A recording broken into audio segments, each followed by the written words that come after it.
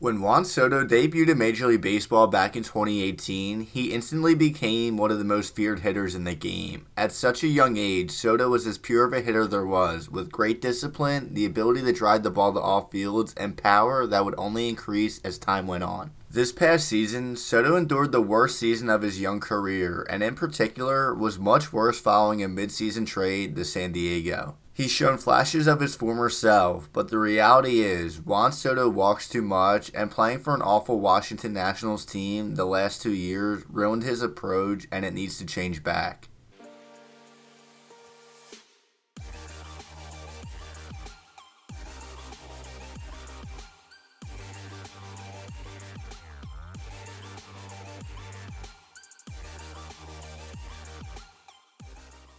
Since his debut in 2018, Juan Soto has showcased excellent plate discipline, and you can make the argument it's the best in baseball. In his young and unbelievable start to his career, he's never posted an on-base percentage below 400 and led the league in walks for the second consecutive season this past year.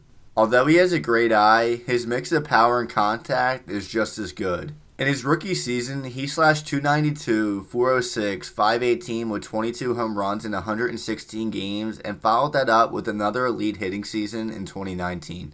During his first 2 years with Washington, Soto was a part of a dangerous Nationals lineup featuring guys like Trey Turner, Bryce Harper, and Anthony Rendon. That same lineup, though, slowly fell apart year by year, leaving Soto with no protection in the lineup come 2021. The Nationals lineup to start the 2021 season was not bad. Soto was hitting behind Trey Turner and in front of Josh Bell and Kyle Schwarber. By mid-season, though, it was a different story. The Nationals traded away Trey Turner and Kyle Schwarber, which meant Josh Bell was the only other good hitter in that lineup. Take a look at Soto's splits between the first half and the second half. Outside of the elite numbers, look at the difference in walks. In 10 fewer plate appearances, he walked 29 more times. Soto led Major League Baseball with 23 intentional walks, and his league-leading 145 walks were 34 more than the second highest in 2021. 2022 started out the same way. Before the trade to San Diego, he wasn't getting much to hit, but following the trade, he began seeing more pitches because Manny Machado was now hitting behind him. When he was getting pitches to hit, though, he wasn't doing that same damage as before, as this past season he posted career lows in average, slugging, OPS, RBIs, and his power numbers decreased.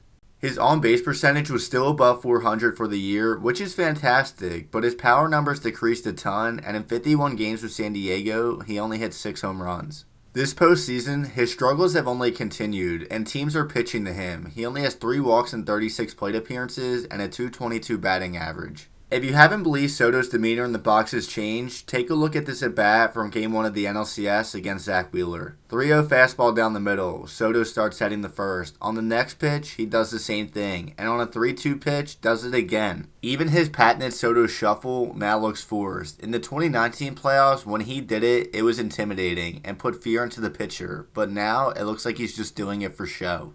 Soto acknowledged last season when the Nationals traded away their team, he was upset and in quotes said this. "What stands out to me is the last sentence. This helps the team. I have to keep taking my walks." Now though, Soto is in a completely different situation and he's needed to get on base and drive in runs. The walks will come because of his great discipline, but he needs to capitalize when he gets pitches to hit. Right now, though, that's not the case, and from my perspective, it's all because of the mindset he developed playing for that bad Washington team the last 2 seasons. He posted the lowest swing rate of pitches in the strike zone of his career in 2022, only proving the possibility he went up to the plate expecting no pitches to hit or the walk. For the next 2 years in San Diego, he won't be dealing what he had to deal with in Washington the last 2 seasons, but it'll be interesting to see what type of adjustment he makes now and next season.